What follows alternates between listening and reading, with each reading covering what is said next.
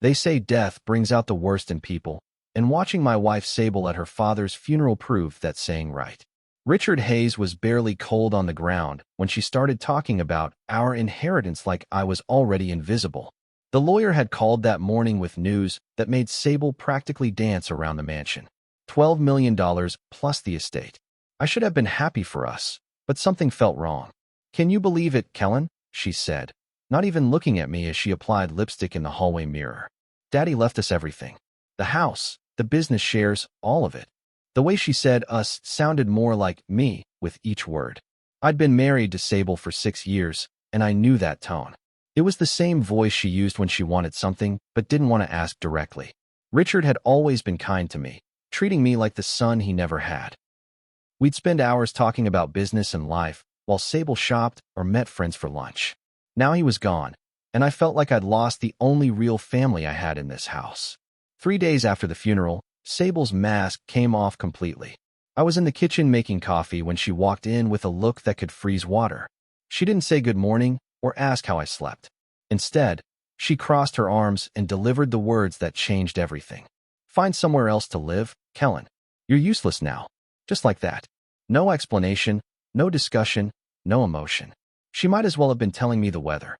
I stood there holding my coffee mug, trying to process what I'd just heard. 6 years of marriage, and this was how it ended? "What are you talking about?" I asked, hoping I'd misunderstood. But Sable was already walking toward the door, car keys jingling in her hand. "I have Daddy's money now. I don't need you anymore. Pack your things and get out."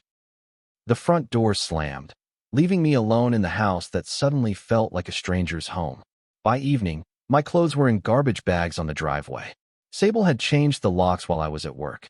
The law office of William Crawford looked like something from an old movie, all dark wood and leather chairs that smelled like money and secrets. I called asking about Richard's will, expecting to be turned away. Instead, the secretary told me Mr. Crawford had been hoping to hear from me. "Kellan." Crawford stood up from behind his massive desk, a smile spreading across his weathered face. "I was wondering when you'd show up. Did you and Sable read the will I sent over?" I felt stupid admitting we hadn't. Sable had grabbed the envelope when it arrived and said she'd handle everything. Crawford's smile grew wider, the kind of expression you see on someone who knows a really good secret. "Did either of you even read the will?" he asked, chuckling softly. He pulled out a thick folder from his file cabinet, setting it on the desk between us. "Son, I think you're going to want to sit down for this." The way he said it made my heart race. What had we missed? Crawford opened the will to a page marked with a yellow sticky note. His finger traced down the legal language until he found what he was looking for. "Here we go," he said, clearing his throat. "To my son-in-law Kellan Morrison, who has shown me more respect and kindness than my own blood, I leave 70% of my estate, totaling $8.4 million, plus full ownership and control of the Hayes family mansion." I felt the world tilt sideways. 8.4 million? The mansion? Crawford wasn't finished. "To my daughter Sable Hayes Morrison, I leave the remaining 30%, totaling $3.6 million, on the condition that she treats her husband with the loyalty and respect that marriage demands." My mouth went dry. What does that mean exactly? Crawford leaned back in his chair, clearly enjoying this moment. "It means your wife's inheritance depends entirely on how she treats you. If she fails to honor her marriage vows, her share reverts to you automatically." The room was quiet except for the ticking of an old grandfather clock in the corner. "She kicked me out 3 days ago," I whispered. Crawford's eyes lit up like Christmas morning. "She did what?" I told him everything. The cold dismissal, the changed locks, my clothes thrown on the driveway like garbage. With each detail, his smile grew wider. "Kellan, your wife just forfeited $3.6 million. He pulled out his phone and started dialing. "I need to speak with the estate trustee immediately. We have a breach of the respect clause." While he talked, I sat there trying to wrap my head around what was happening. 3 days ago, I was homeless and heartbroken. Now I own a mansion and control $12 million. "The trustee will freeze Sable's access to her inheritance immediately," Crawford explained after hanging up, "until we can prove she violated the clause, which shouldn't be hard given what you've told me." He handed me a business card. "You're going to need somewhere to stay while we sort this out. I know a good hotel downtown." As I left his office, I realized Sable had no idea what was coming. She thought she'd won the game, but she hadn't even read the rules. The next morning, I got the call I'd been waiting for. Crawford's voice was practically singing with satisfaction. It's done. The trustee has frozen all of Sable's accounts pending investigation of the respect clause violation. She can't touch a penny of that $3.6 million. I was staying at the Riverside Hotel, nothing fancy but clean and comfortable. Through my window, I could see the Hayes mansion in the distance, and I wondered what Sable was doing right now. What happens next? I asked Crawford. Now we document everything. Every cruel word, every violation of her marriage vows. We built a case that even a blind judge could see. He paused, and I could hear papers shuffling in the background. I suspect she'll figure out something's wrong pretty quickly. As if on cue, my phone started buzzing. Sable's name flashed on the screen, but I let it go to voicemail. An hour later, Crawford called back, laughing. Your wife just stormed into my office demanding to know why her cards aren't working. I told her to read the will. 2 days later, I watched from across the street as a team of movers arrived at the mansion. They weren't there to pack anything up. They were there to witness the official transfer of property ownership from Richard's estate to me. Crawford had arranged everything, making sure every legal requirement was met. Sable came running out of the house in her bathrobe, screaming at the movers to leave. This is my house. My father left it to me. The head mover, a patient man named Carlos, just handed her the court documents. I couldn't hear what she said next, but I could see her face turn red from anger. Crawford had warned me this moment would be dramatic. Property transfers are serious business, he'd said. Once those papers are filed, that mansion belongs to you, not the estate. Watching Sable realize she no longer owned the house she'd kicked me out of was better than any movie I'd ever seen. My phone rang. Sable's name again. This time I answered. What do you want? Her voice was shaky, desperate. Kellan, there's been some mistake. Come home so we can fix this. I am home, I said, hanging up. Crawford introduced me to Monica Walsh, a forensic accountant who looked like she could find a needle in a financial haystack. Every purchase your wife has made since your father-in-law's death needs to be documented, she explained, spreading receipts and bank statements across the conference table. The numbers were staggering. In just 1 week, Sable had spent over $30,000 on shopping sprees, spa treatments, and expensive dinners with friends. She was celebrating, Monica noted, making marks on a yellow legal pad. This shows clear intent to exclude you from the inheritance. Crawford nodded approvingly. The court needs to see that she wasn't just having a bad day when she kicked you out. This was calculated cruelty. Monica pulled out more documents. She also tried to change the beneficiary on your father-in-law's life insurance policy. Unsuccessfully, thankfully, since she didn't have legal authority. Looking at the evidence piling up, I felt a mix of anger and sadness. This was the woman I'd loved and married, reduced to receipts and legal violations. The Hayes family business had 3 major partners, and Crawford arranged meetings with all of them. Richard had owned 40% of the company, worth about $2.2 million, and now those shares belong to me. Thomas Wright, the senior partner, shook my hand firmly. Your father-in-law spoke highly of you, Kellan. We're glad to have you as a partner. The other 2 partners, Helen Chong and Michael Torres, nodded in agreement. Sable came by yesterday demanding we recognize her authority over the business shares, Helen said with a slight smile. We told her we'd need to see legal documentation first.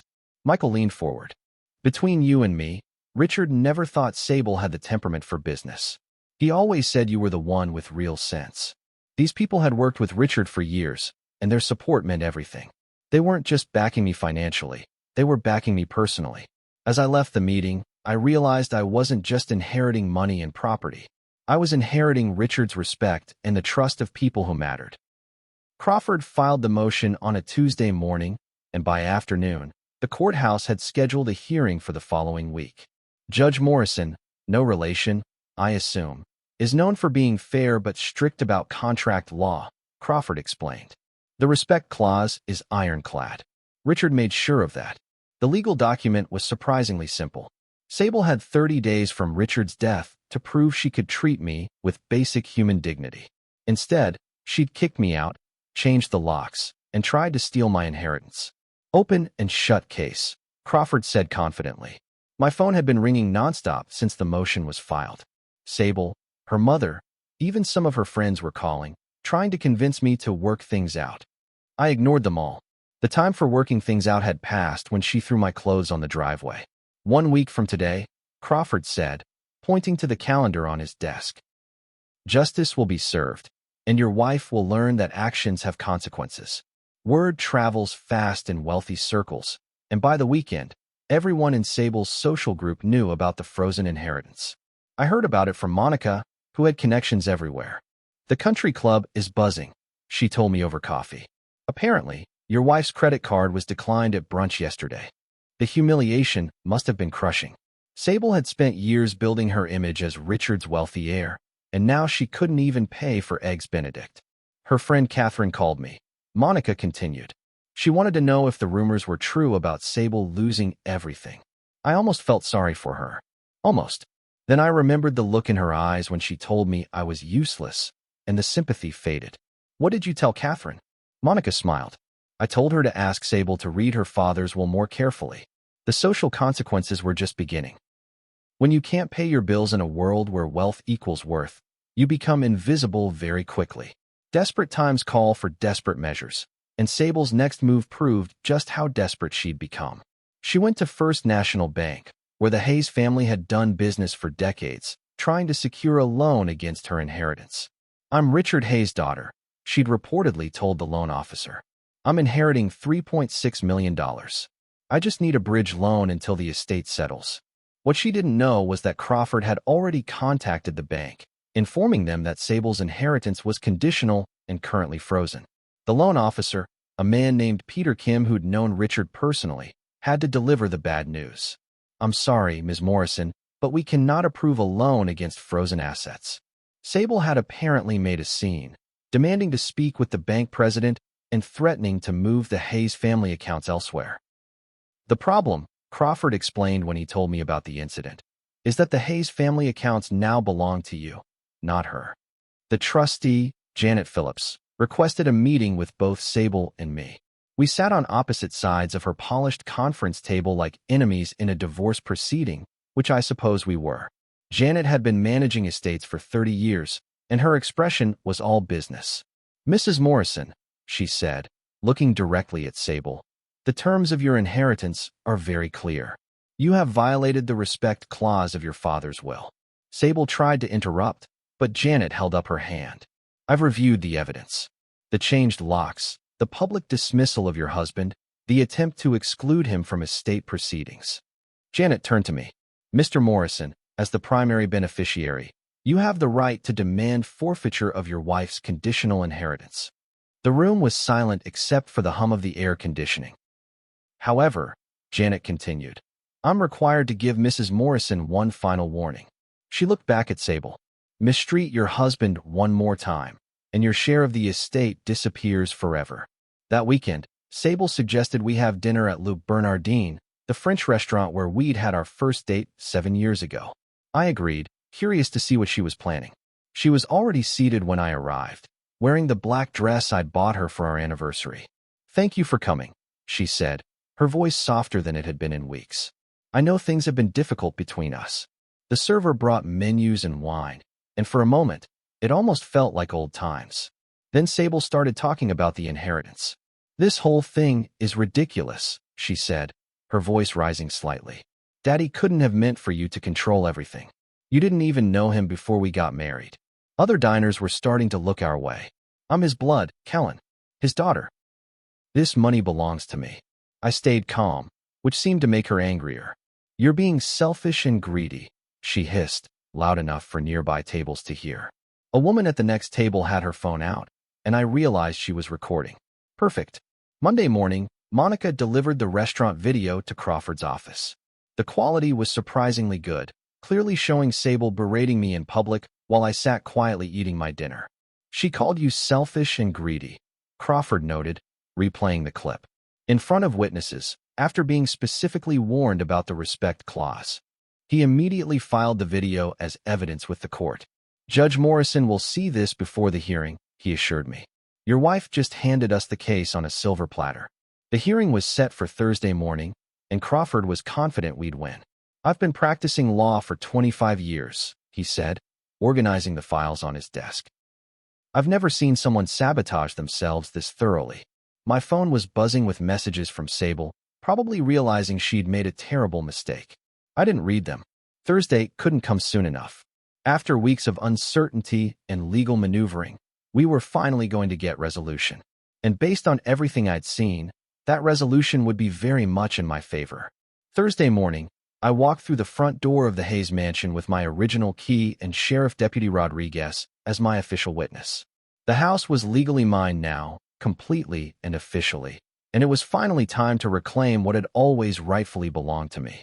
Sable was standing in the spacious kitchen making coffee when we entered, and the look of shock and disbelief on her face was absolutely priceless. "You can't just walk in here like you own the place," she said defensively, backing against the granite countertop with obvious fear in her eyes. Deputy Rodriguez, a professional man in his 40s who'd clearly handled these situations before, handed her the official court order with practiced efficiency. "Ma'am, this gentleman is the legal owner of this property according to the court. You're welcome to stay as his guest, but you have absolutely no ownership rights whatsoever." I looked around the kitchen where Sable had delivered her cruel ultimatum just 2 weeks earlier, savoring the complete reversal of our positions. "You can stay in the guest room upstairs," I told her with calm authority, "until you figure out your next move." She started to argue with the kind of indignation she'd always shown when things didn't go her way, but Deputy Rodriguez cleared his throat meaningfully. "Ma'am, I'd strongly recommend accepting Mr. Morrison's generous offer," he said firmly. Walking through the house I'd been so cruelly kicked out of, now knowing it belonged to me completely and legally, felt like the sweetest justice imaginable. Sable followed behind me through the hallways, silent for the first time in weeks. This was my home now, and everyone knew it. "The auction was Monica's idea. Your wife bought thousands of dollars worth of designer clothes and jewelry using credit cards she can't pay off," she explained. "The creditors are demanding payment, and since she has no legal access to funds, they're seizing her assets." I watched from across the street as strangers bid on Sable's prized possessions. The Chanel bags, the Jimmy Choo shoes, the diamond earrings she'd bought to celebrate her inheritance. Everything sold for pennies on the dollar, but it was enough to satisfy the credit card companies. Beverly Walsh, one of Sable's country club friends, bought a purse that had cost $3,000 for just $200. "Such a shame," I heard her tell another bidder. "Sable always had such an expensive taste." The judgment in her voice was clear. In their world, losing your possessions to creditors was social death. Watching my wife's material world disappear piece by piece should have made me happy. Instead, I just felt empty. This wasn't the woman I'd married. Even Sable's family started distancing themselves once they realized she might end up with nothing. Her sister called me directly, trying to play mediator. "Kellan, surely you don't want to see Sable homeless," she said. "Can't you work something out?" Her brother was more direct. "This is crazy, man. She's your wife. Don't you love her anymore?" It was a fair question, and I didn't have an easy answer. Did I love the woman who'd called me useless and thrown me away? Or did I love the memory of who she used to be? Her mother, Eleanor, showed up at the mansion one afternoon with tears in her eyes. "Please," she begged. "Sable made a mistake. She's sorry." But when I asked where Sable was, Eleanor admitted she was at the country club, shopping with friends. "She's too proud to apologize to herself," Eleanor explained. Too proud to apologize, but not too proud to send her mother to beg for mercy. The business partnership meeting was scheduled for Friday afternoon, and this time, I was attending as the official shareholder. Thomas Wright had the paperwork ready for me to sign, transferring the $2.2 million in company shares to my name alone. "Your wife called yesterday," Helen Chong mentioned casually. "She wanted to discuss her rightful ownership of the business shares." Michael Torres laughed. "We told her she'd need to take that up with you, since you're the shareholder now." The contracts were straightforward. I was now a full partner in Hayes Industries, with all the voting rights and profit sharing that entailed. "Richard would be proud," Thomas said, shaking my hand. "He always said you had good business sense." As I left the office with my copies of the contracts, I realized I wasn't just wealthy now. I had real influence and responsibility. These people were counting on me to help run a successful company, and I didn't want to let them down. The final hearing was everything Crawford had promised. Judge Morrison reviewed the evidence methodically. The will's clear language, the documentation of Sable's violations, the restaurant video, witness statements, and financial records. Sable sat with her lawyer, looking smaller than I'd ever seen her. The respect clause is unambiguous, Judge Morrison stated. Mrs. Morrison was required to treat her husband with loyalty and respect as a condition of her inheritance. The evidence clearly shows she failed to meet this requirement. The judge looked directly at Sable. You evicted your husband from the marital home, attempted to exclude him from estate proceedings, and publicly berated him after being warned about the consequences. Sable's lawyer tried to argue that the clause was too vague to enforce, but Judge Morrison wasn't buying it. Marriage vows include treating your spouse with respect, counselor. Mrs. Morrison chose to ignore both her legal obligations and her moral ones. The gavel came down with finality. The court finds in favor of the plaintiff. By order of this court, Judge Morrison continued, Sable Morrison has forfeited her conditional inheritance of $3.6 million. Said assets shall revert to Kellan Morrison as specified in the will of Richard Hayes. The words hung in the air like smoke from a victory celebration. Crawford squeezed my shoulder. Congratulations, he whispered. You now control the entire $12 million estate. Across the courtroom, Sable was crying into her hands while her lawyer packed up his briefcase. There was nothing left to argue. Outside the courthouse, reporters were waiting. Word had leaked about the unusual inheritance case, and they wanted comments. How does it feel to inherit $12 million from your wife's family? One asked. Justice feels better than money, I replied, walking to my car. That evening, I sat in Richard's study, now my study, looking at the financial statements that showed my new net worth. $12 million, plus the mansion, plus the business shares. From homeless to millionaire in 3 weeks. The numbers were staggering when Monica presented the final accounting. Your total assets now include $12 million in cash and investments. The mansion valued at $3.2 million and business shares worth $2.2 million, she explained. You're worth about $17.5 million. Crawford had handled all the legal transfers perfectly. Every dollar that was supposed to be Sable's was now legally mine. She could appeal, he noted, but she has no grounds and no money to pay lawyers. The irony wasn't lost on me.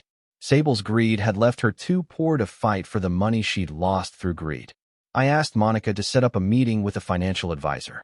This kind of wealth required professional management, and I wanted to be responsible for Richard's legacy. He'd be proud of how you handled this, she said, gathering up the paperwork. You showed more class in 3 weeks than your wife showed in 6 years of marriage. The transformation was complete. I was no longer Kellan the useless husband. I was Kellan the millionaire. Sheriff Deputy Rodriguez returned to the mansion the next Tuesday with an eviction notice for Sable. You have 72 hours to vacate the premises, he informed her, handing over the official document. After that, you'll be considered trespassing. I watched from the kitchen doorway as Sable read the notice, her hands shaking. This is still my father's house, she said weakly. No, ma'am, Rodriguez replied patiently. This house belongs to your husband. It has been for weeks now. Sable looked at me with something that might have been desperation. Kellan, please. Where am I supposed to go? It was the first time she'd asked me for anything instead of demanding. You're a grown woman, I replied. You'll figure it out. Rodriguez left, and suddenly the house felt very quiet. Sable went upstairs to pack, and I could hear her crying through the walls. Part of me wanted to feel sorry for her, but then I remembered her voice saying, You're useless now. On her last day in the mansion, Sable came to find me in the study. She looked different without her designer clothes and perfect makeup. Smaller, more human. I know I messed up, she said, standing in the doorway like she was afraid to come closer. I was so excited about the inheritance that I lost my mind. I forgot what was important. She sat down across from the desk, in the chair where her father used to sit. Can't we start over? Forget this whole thing happened. I looked at the woman I'd been married to for 6 years, trying to find some trace of the person I'd fallen in love with. You called me useless, I said quietly. You threw away our marriage for money that wasn't even yours. She started crying again. I'm sorry. I'm so sorry. But apologies can't undo choices, and consequences don't disappear because you regret them. I only honored your father's will, I told her. Everything that happened was your choice. That evening, I stood alone on the mansion's back patio, watching the sunset over the gardens Richard had loved so much. The house was quiet in a way it hadn't been for weeks. No arguments, no tension, no desperate schemes to overturn the inevitable. My phone had finally stopped ringing. Sable's friends and family had given up trying to convince me to be reasonable. The lawyers had filed their final papers. The estate was settled, the transfers complete, the justice served. In the distance, I could see the lights of the city where Sable was staying with her sister, trying to rebuild a life she'd thrown away for greed. I didn't hate her anymore. I just felt sorry for both of us. Her for losing everything. Me for learning that the woman I'd married never really existed. Richard's will has given me more than money. It has given me the truth. The truth about what my wife really thought of me, and the truth about my own worth. Sometimes the greatest inheritance isn't what someone leaves you, but what they help you discover about yourself. I was finally free.